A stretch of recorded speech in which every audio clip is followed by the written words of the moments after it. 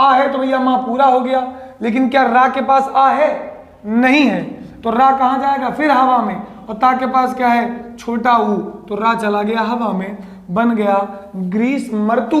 तो जब आप इन दोनों को कभी जोड़ के कहोगे तो ग्रीष्म ऋतु नहीं कहोगे, कहोगे ग्रीष्मर्तु।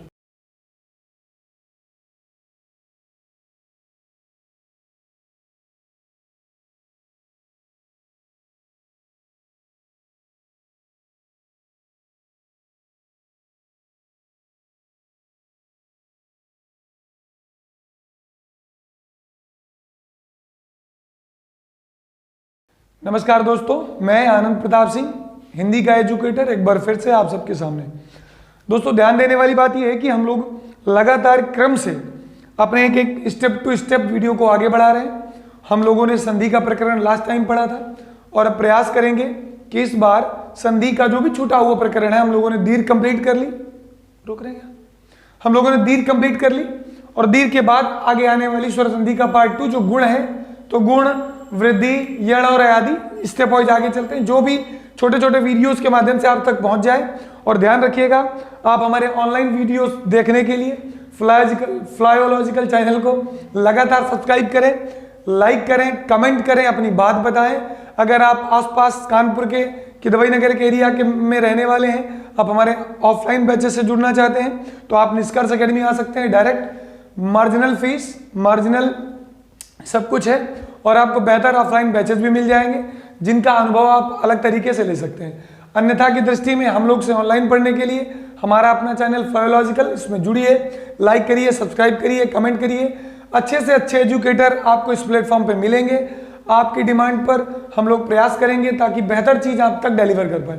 ठीक है, तो आइए आगे चलते हैं, कंटिन्यू करते हैं अपने संधि के प्रकरण को। और ये पार्ट 2 होगा। पार्ट 2 में स्वर संधि के भेद में दीर्घ के बाद वाले प्रकरणों को देखते हैं। ठीक है, तो देखो, हम लोगों ने दीर्घ संधि पढ़ ली थी, तो दीर्घ की बात हम नहीं करेंगे। ठीक, अब हम बात करेंगे गुण संधि की। किसकी करेंगे? गुण संधि की। तो दोस्तों, गुण संधि का एक सूत्र भी होता है, आद गुणा। आप इस सूत्र में विशेष दिमाग ना लगाएं, क्योंकि सूत्र सुपर टेट और टेट की परीक्षाओं के लिए तो मान लो महत्वपूर्ण हो जाता है, किंतु संस्कृत का जहां बोध हो वहां के लिए, आपके लिए महत्वपूर्ण बहुत ज्यादा नहीं है। क्योंकि जब आप इसको देखोगे हिंदी के उससे, तो हिंदी के उससे ये सूत्र इतना महत्व नहीं रखता है। हम चीजों को समझने का प्रयास करेंगे कि आखिर गुण संधि बनती कैसे। एक बात हम आपको बता दें कि गुण संधि बनने के लिए हमें वर्णों की बात मतलब हमारे दिमाग में होनी चाहिए। वर्णों की बात कैसे?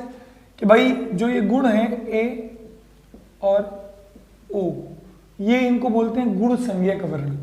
अर्थात अगर किसी मूल शब्द में ए और ओ आपको दिखे तो आप बोलोगे कि कैसे वर्ण है, ये गुण संज्ञक है। और दूसरी बात, ए ओ के बाद अगर अर दिख जाए तो फिर ये गुण संज्ञक है। दिखने के लिए अल भी दिख सकता है। हिंदी प्रकरणानुसार इस अल की कहानी हो गई है खत्म। ठीक, तो मतलब ए ओ और अर ये हैं गुण संज्ञक। क्लियर बात है? उम्मीद करते हैं ये बात क्लियर होगी। ये गुण संज्ञक है, अर्थात शब्दों में जैसे मान लो लिखा है गणेश, क्या लिखा है? गणेश, या लिखा है सुरेश, या लिखा है कमलेश, या लिखा है महेश। तो मेरा कहने का मतलब ये था कि शब्दों में हमने देखा एक ही मात्रा लगी है, तो एक ही मात्रा लगने का मतलब हुआ कि गुण संज्ञक स्वर का प्रयोग हुआ है। किसका प्रयोग हुआ है? गुण संज्ञक स्वर का।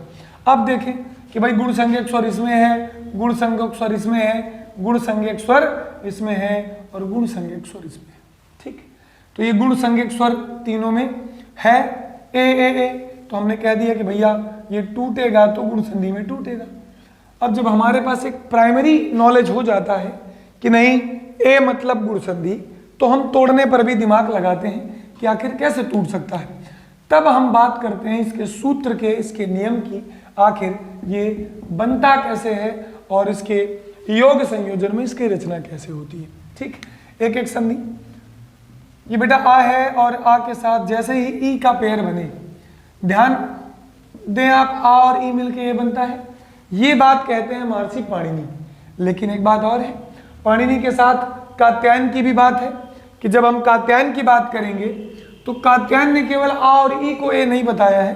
कात्यायन ने कहा है कि आ हो और बड़ा हो, छोटी ई हो और बड़ी ई हो, ये दोनों मिलेंगे तो क्या बनेगा, सॉरी, ये दोनों मिलेंगे तो बनेगा ए। दूसरे शब्दों में आ या आ के बाद यदि उ या उ में से कोई आ जाए तो दोनों मिलकर बना देंगे उ। और तीसरे में यदि बात करें कि आ या आ के बाद अगर री आ जाए तो बन जाएगा अर। ये तीन बातें या तीन सूत्र गुण संज्ञा या गुण संधि बनाने में बहुत आवश्यक है। क्लियर बात हो गई कि ए हो गया, ओ हो गया और अर हो गया, यही मैंने ऊपर लिखी थी। नीचे मैंने आपको वो अवधारणा बताई कि आखिर ए आता कैसे है, आखिर ओ आता कैसे है, आखिर अर आता कैसे है। क्लियर बात? अब इतना क्लियर है, अब हम उदाहरण के माध्यम से समझने का प्रयास करेंगे। ठीक, चलिए, जैसे लिखा है भाई, ये गणेश शब्द लिखा है। ठीक, ले लेते हैं ऊपर वाले एग्जांपल को। तो हमने अगर गणेश की बात हम करें, संधि कर रहे हैं, तो हम तोड़े हुए संधि को पढ़ते हैं कि भाई लिखा है गण और लिखा है ईस। ठीक, तो अगर हम गण को तोड़ें तो गा, आ और फिर अड़ा और फिर आ, और ईस की बात करेंगे तो बड़ी ई और ये सा और ये फिर आ। ठीक, ये है छोटा और ये है बड़ी ई। आ और ई संधि के रूप में आ गए। तुम्हारा सूत्रीय ज्ञान कहेगा कि जब आ या आ के बाद ई या ई मिलेगा तो ए बना देगा। क्या बना देगा? ए। तो दोनों ने मिलकर क्या बनाया? ए बना दिया। कुछ नहीं करना है, जोड़ देना है। गा में ये वाला आ, ये अड़ा, अड़ा में ए तो बनेगा गणे, और ये सा, तो ये सा जोड़ दिया, बन गया गणेश। इतनी बात समझ में आ गई? किसी एक एग्जाम्पल को हम लोगों ने क्लियर किया है। ठीक, अगर आप ये चीज समझ रहे हैं, सूत्र की स्क्रीनशॉट ले लें, गुण संधि आपकी क्लियर हो जाए तो मैं 4-5 उदाहरण के माध्यम से इसको, फिर इसको और फिर इसको क्लियर कर दूं, ताकि दिक्कत ना रह जाए, पूरी गुण संधि तुम्हारी क्लियर हो जाए। ठीक, चलिए, तो आप स्क्रीनशॉट ले लिए होंगे। हम आपको एग्जाम्पल के थ्रू ये चीजें क्लियर करते हैं। ठीक, हटा रहे हैं इसको हम। चलिए भाई, देखते हैं आगे की कहानी। हाँ, दूसरा ऐसा लिखा है सुरेश, आपने तोड़ दिया सुर और ईस। तो सुर टूटेगा किसमें? सा में। सा में कौन सी मात्रा? छोटा ऊ। रा, रा में कौन सी मात्रा है? तो आ। ईस, ई, सा और आ। संधि का पेयर इस गोले में है। आ और बड़ी, तुम्हें पता है आ और बड़ी मिले या आ छोटी मिले, दोनों मिलके बनाएंगे क्या? ए। तो बस जोड़ दो तो तुम्हें बनेगा सा में छोटा ऊ की मात्रा, रा, रा में ए की मात्रा, और ये सा में आ, क्या बन गया? सुरेश। इसी तरह अगर आप चाहें कमलेश को तोड़ना, बहुत सहज है, कोई दिक्कत की बात नहीं है। कमलेश में देखो, कमल एक तोड़ा तुमने, फिर लिखा है ईस। क्या लिखा है? कमल और फिर ईस। अभी कमल अगर आप तोड़ना चाहो तो देखो, का छोटा, इसको बेटा वर्ण विच्छेद कहते हैं। आजकल परीक्षाओं में एक डायरेक्ट क्वेश्चन आने लगा है कि वर्ण विच्छेद किसे कहते हैं? वर्णों को स्वर व्यंजन में अलग अलग तोड़ना। ठीक है, अब स्वर ये है, ये व्यंजन है, ये स्वर है, फिर पहले हमेशा व्यंजन टूटता है, फिर स्वर टूटता है। ठीक, पहले क्या टूटता है? व्यंजन, फिर स्वर टूटता है। अभी का टूटा आ में, माँ है, तो टूटने का मतलब क्या? जो लगा वही निकाल के रख दो, हो गया। कि जो जिसमें लगा है वही तुम्हें निकाल के बाहर रखना है। समझ रहे हैं ना? समझ रहे होंगे, उम्मीद करते हैं। आ और ये आया ला, और ला में लग गया आ। ठीक है, तो ये हो गया तुम्हारा कमल। अब इस कमल में जुड़ा है ईस, तो ई और ये सा और ये आ। ओके, अब ये आ और ई मिल जाएंगे, फिर संधि यही हो गई, दोनों मिलके ए बनाएंगे, जोड़ेंगे तो का में ये आ, मा में ये आ, और ला में ये वाला ए, तो बनेगा का, म, ले और ये सा, कमलेश। ठीक, उम्मीद करते हैं आ ई का पेयर ए बनाता है, ये आपको समझ आ गया होगा। अब जो नियम नंबर 2, अर्थात आ के साथ उ या उ का मिलना, या आ या आ के साथ उ या उ का मिलना, ओ की रचना करता है, तो हम उस पर बात करेंगे। ठीक है, चलिए बात करते हैं अगले एग्जाम्पल की। तो अगला नियम आएगा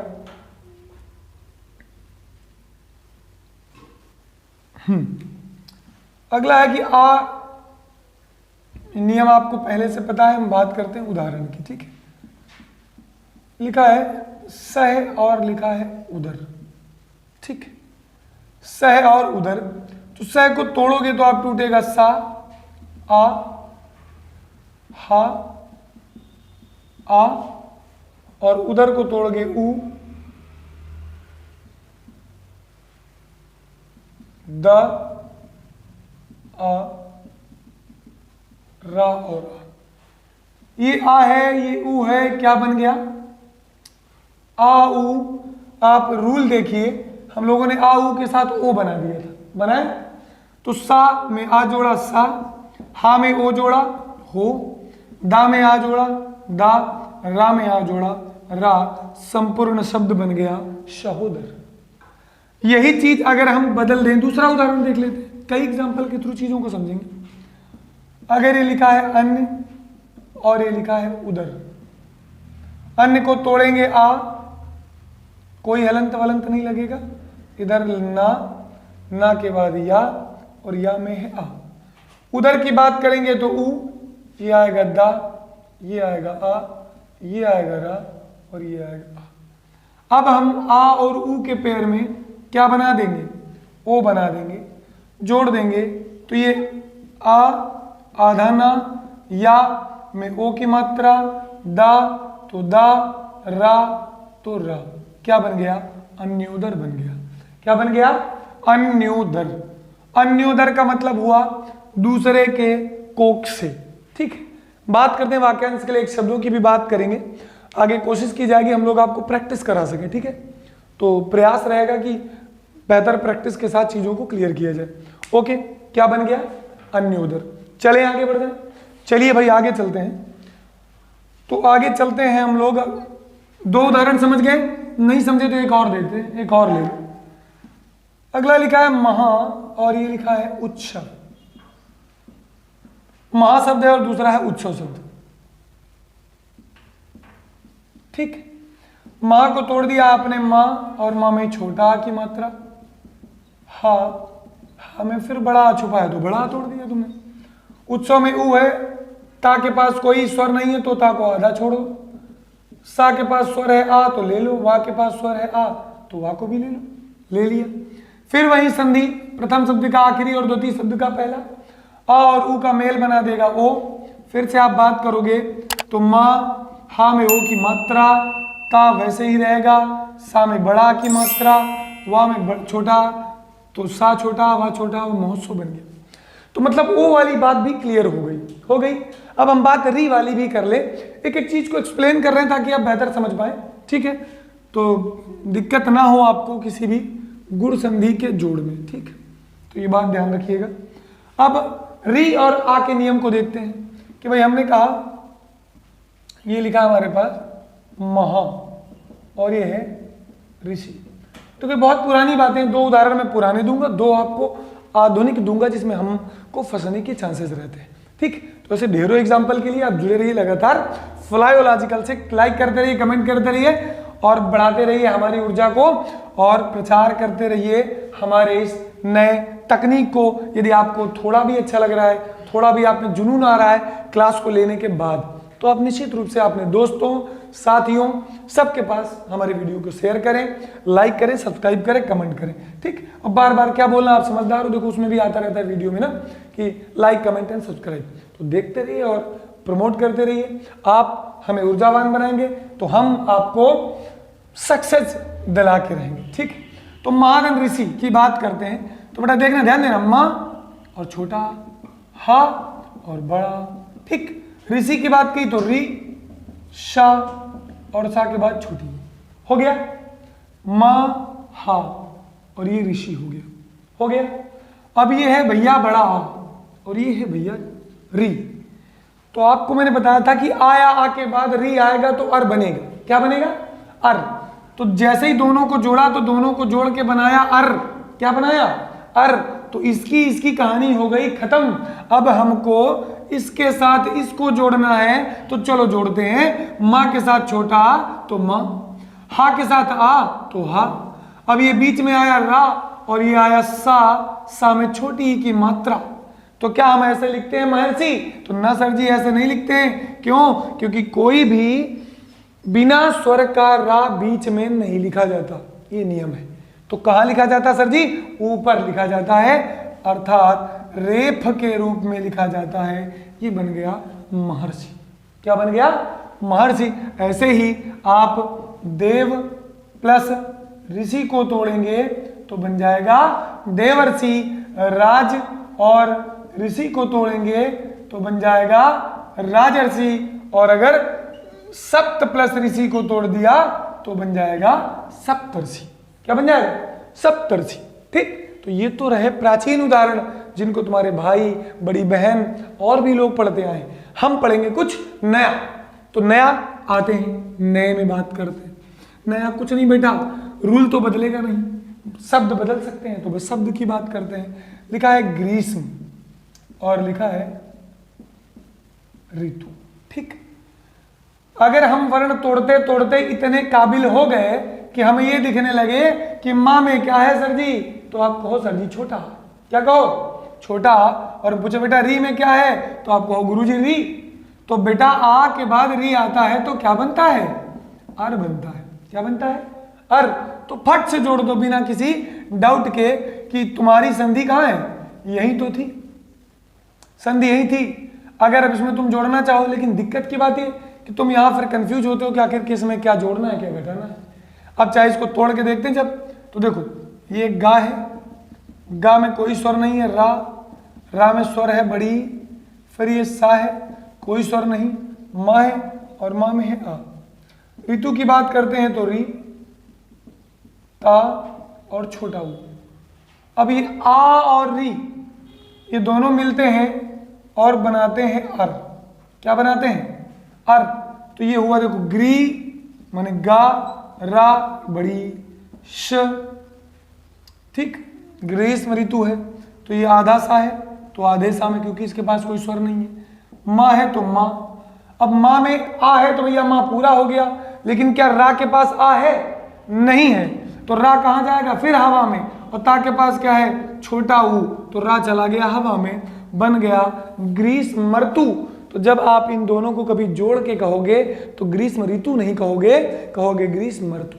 क्या कहोगे? ग्रीष्म ऋतु। ऐसे ही दमदार उदाहरण, ग्रीष्म ऋतु हो गया तो शीत प्लस ऋतु बराबर क्या बन गया? शीत प्लस ऋतु बराबर शीत ऋतु बन गया। क्या बन गया? शीत ऋतु।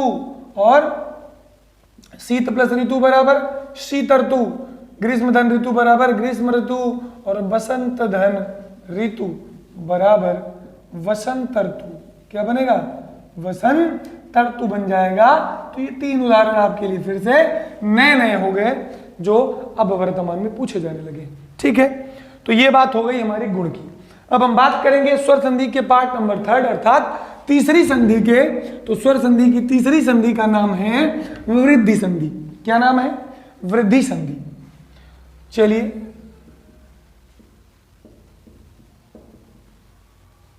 ये आई वृद्धि संधि। सूत्र लिख देते हैं, मान लो जरूरत कभी पड़ जाए। तो सूत्र है वृद्धि रेच। ठीक, क्या नाम है? वृद्धि रेच। आगे चलते हैं।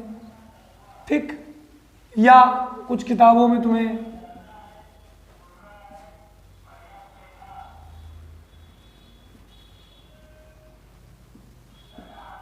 वृद्धिरादैच मिल जाएगा। तो इसको आप तोड़ोगे तो वृद्धि आत एच में टूटता है।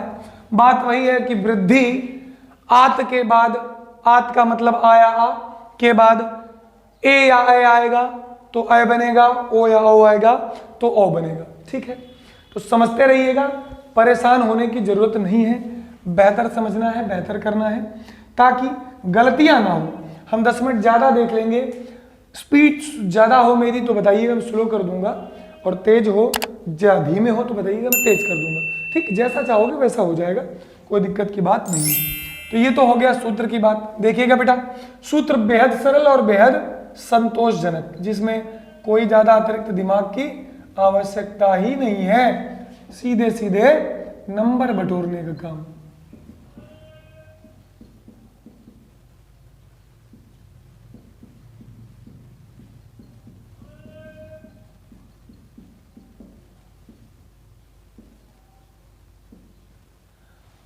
आया आ के बाद ए या ए आएगा तो ए बन जाएगा, आ या आ के बाद ओ या ओ आएगा तो ओ बन जाएगा।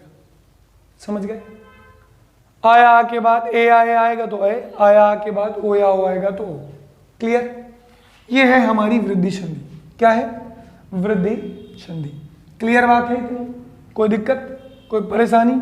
कोई परेशानी नहीं।